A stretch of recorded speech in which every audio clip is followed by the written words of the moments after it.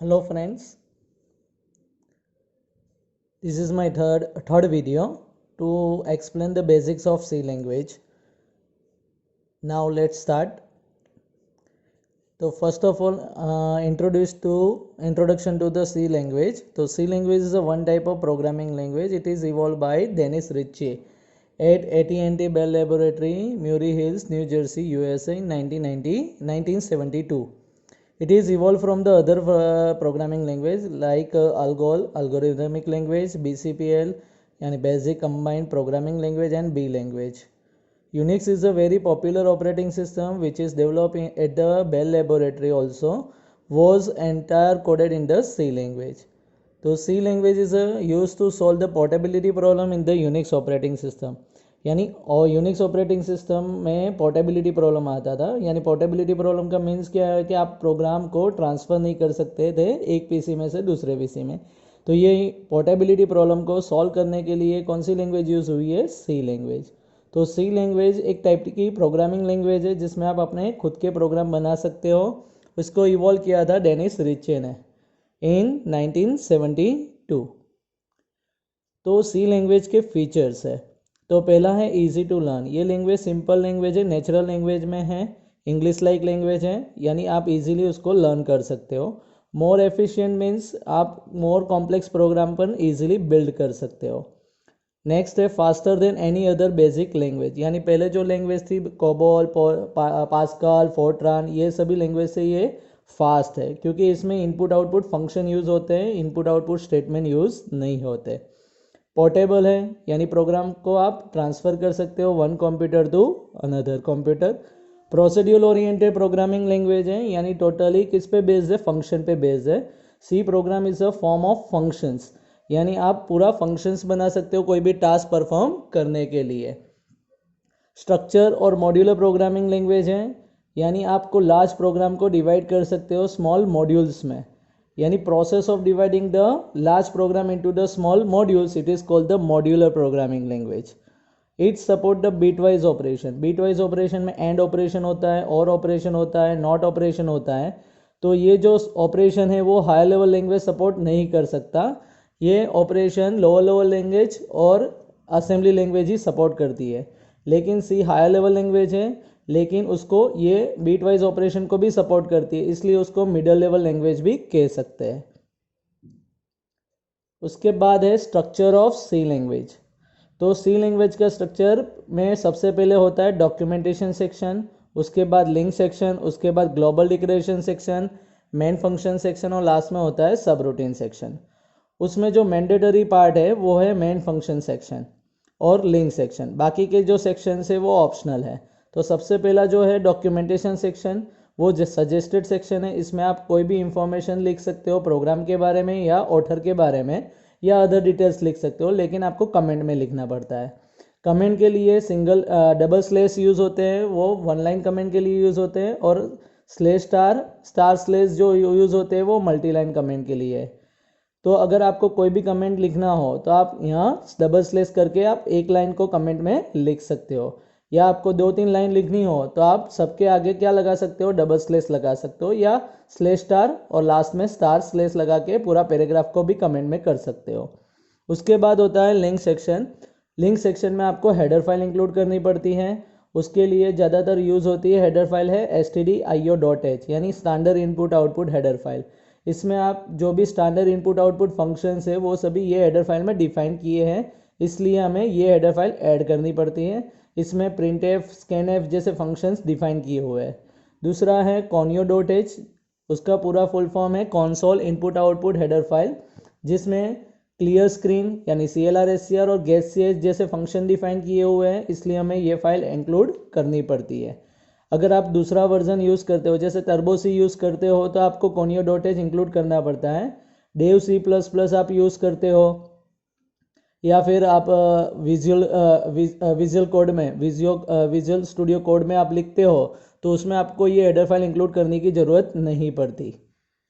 उसके बाद होता है ग्लोबल डिक्लेरेशन सेक्शन. वो ऑप्शनल है. अगर आपको कोई वेरिएबल को ग्लोबली डिक्लेयर करना है जिसको आप पूरे प्रोग्राम में यूज़ कहीं भी कर सकते हो तो आप यहाँ डिक्लेयर कर सकते हो. उसके बाद होता है main function section. Main function section में हम वॉइड मेन में पूरा प्रोग्राम लिखते हैं। वॉइड का मतलब होता है नथिंग, यानी मेन फंक्शन ऑपरेटिंग सिस्टम को कोई वैल्यू रिटर्न नहीं कर रहा है, इसलिए हम क्या लिखेंगे, उसको वॉइड लिखेंगे। और नाम ही है मेन फंक्शन, यानी मेन फंक्शन क्या करेगा, जो कंपाइलर होता है उसको इंस्ट्रक्ट करेगा कि एग्जीक्यूशन पॉइंट यहाँ से एग्जीक्यूट करना है। अगर मेन फंक्शन नहीं है प्रोग्राम में तो प्रोग्राम रन ही नहीं होगा। उसके बाद होता है सब रूटीन सेक्शन, जो ऑप्शनल है, जिसमें आप अपने खुद के फंक्शंस जो आगे जाके आप हमारे अगले वीडियो नेक्स्ट वीडियोस में आप देखोगे, जिसमें हम बताएंगे किस तरह से हम फंक्शंस बना सकते हैं अपने, तो वो आप यहाँ डिफाइन कर सकते हो। ओके, उसके बाद है सी टोकन्स। तो सी प्रोग्राम यानी collection of variables, statements and functions होते हैं। तो वेरिएबल्स की बात तो हम बाद में करेंगे, फंक्शन की भी बात बाद में करेंगे। तो स्टेटमेंट्स जो होता है यानी सेंटेंस, तो स्टेटमेंट्स यानी ग्रुप ऑफ वर्ड्स होता है, उसमें अमुक स्पेशल वर्ड्स होते हैं जिसके पास कोई मीनिंग होता है, जिसको कहेंगे सी टोकन्स। तो दूसरी तरह से कहें तो स्मॉलेस्ट यूनिट ऑफ प्रोग्राम, जिसको हम कहेंगे सी टोकन्स। तो सी लैंग्वेज में 5 टाइप के टोकन्स होते हैं। कीवर्ड्स होता है, आइडेंटिफायर होता है, कांस्टेंट होता है, ऑपरेटर होता है और स्ट्रिंग होती है। उसमें पहला है कीवर्ड्स। कीवर्ड्स यानी रिजर्व वर्ड्स होता है जो सी प्रोग्रामिंग में पहले से बिल्ट इन होते हैं, जिसका मीनिंग आप चेंज नहीं कर सकते। तो सी लैंग्वेज में 32 कीवर्ड्स हैं जो आपको स्क्रीन पे दिखाई दे रहे हैं। तो ये सभी 32 क्या है, कीवर्ड्स है जो आप प्रोग्रामिंग में यूज़ कर सकते हो। उसके बाद होता है आइडेंटिफायर। आइडेंटिफायर यानी वेरिएबल नेम, फंक्शन नेम और एरे नेम को आइडेंटिफायर कहते हैं। आइडेंटिफायर एक यूज़र डिफाइंड नेम है जो वेरिएबल को, नेम को और एरे को प्रोग्राम में आइडेंटिफाई करने के लिए यूज़ होता है। तो उसके रूल्स है, जैसे कि कोई पर्सन के नेम का भी कोई मीनिंग होता है, उसी तरह से वेरिएबल नेम के भी कोई रूल्स है, उसको फॉलो करना पड़ता है सभी लैंग्वेज के लिए। तो identifier must contain only letters, digit और अंडरस्कोर। उसमें इतने लेटर्स ही अलाउ है, उसके अलावा आप कोई लेटर, स्पेशल लेटर्स यूज़ नहीं कर सकते। Identifier must be start with letter और underscore but does not start with digit. Digit से स्टार्ट नहीं होना चाहिए। जो रिजर्व वर्ड्स है अभी हमने देखे कीवर्ड्स, वो आप यूज़ नहीं कर सकते as identifier. Identifier case sensitive होता है, यानी अपर केस और लोअर केस लेटर डिस्टिंक्ट होते हैं। आइडेंटिफायर में मैक्सिमम आप 32 कैरेक्टर्स ही लिख सकते हो। ये सी में लिमिटेशन है कि सी में आप मैक्सिमम आइडेंटिफायर में 32 कैरेक्टर लिख सकते हो, दूसरी लैंग्वेज में लिमिटेशन नहीं है। उसके बाद है कांस्टेंट। कांस्टेंट यानी जिसकी वैल्यू फिक्स होती है, जिसको आप प्रोग्राम थ्रू यानी during the execution of program आप उसको चेंज नहीं कर सकते। उसमें 2 टाइप के कांस्टेंट होते हैं, न्यूमेरिक होते हैं और नॉन न्यूमेरिक होते हैं। न्यूमेरिक में इंटीजर और रियल कांस्टेंट होते हैं और नॉन न्यूमेरिक में कैरेक्टर कांस्टेंट और स्ट्रिंग कांस्टेंट होते हैं, जिसके एग्जांपल आपको नीचे दिए हुए हैं। वेरिएबल, वेरिएबल यानी नेम लोकेशन होते हैं, यानी कंप्यूटर में मेमोरी लोकेशंस होती हैं, वहाँ टेम्परेरी आप नेम दे सकते हो, उसको कहेंगे वेरिएबल। वेरिएबल क्यों, क्योंकि उसकी वैल्यू क्या रहती है, चेंज होती रहती है, इसलिए उसको कहेंगे वेरिएबल, जिसमें आप वेरिएबल में वैल्यू स्टोर कर सकते हो। जैसे कांस्टेंट में वैल्यू अनचेंज रहती है during the execution of program, लेकिन वेरिएबल में डिफरेंट टाइम पे डिफरेंट वैल्यू आ सकती है during the execution of program. उसके बाद है data types in C. Data types किसके लिए यूज होता है, कि इंडिकेट करने के लिए कि which type of value are store in variable, के वेरिएबल में आप कौन से टाइप की वैल्यू स्टोर कर सकते हो। तो सी में 3 टाइप के क्लासेस है डेटा टाइप के, प्रिमिटिव यानी बेसिक या fundamental data type, non primitive यानी डिराइव डेटा टाइप और यूजर डिफाइंड डेटा टाइप। उसमें हमने यहीं स्पेसिफाई किया ओनली बेसिक यानी फंडामेंटल जो डेटा टाइप है वो। तो फंडामेंटल डेटा टाइप में 4 डेटा टाइप है, जैसे कि कैरेक्टर, आईएनटी, फ्लोट और डबल। उसकी साइज दी है बाइट में टेबल में, बिट्स में भी दी है, हमें पता है 1 बाइट यानी 8 बिट्स होता है, और रेंज दी है। रेंज किसके लिए है, साइन नंबर्स के लिए है।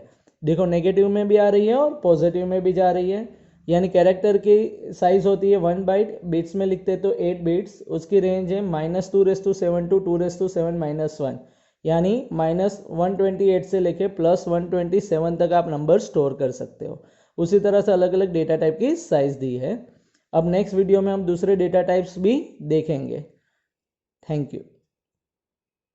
आई होप आपको ये वीडियो पसंद आया होगा और आपको कुछ सीखने के लिए मिला होगा। Thank you, good day.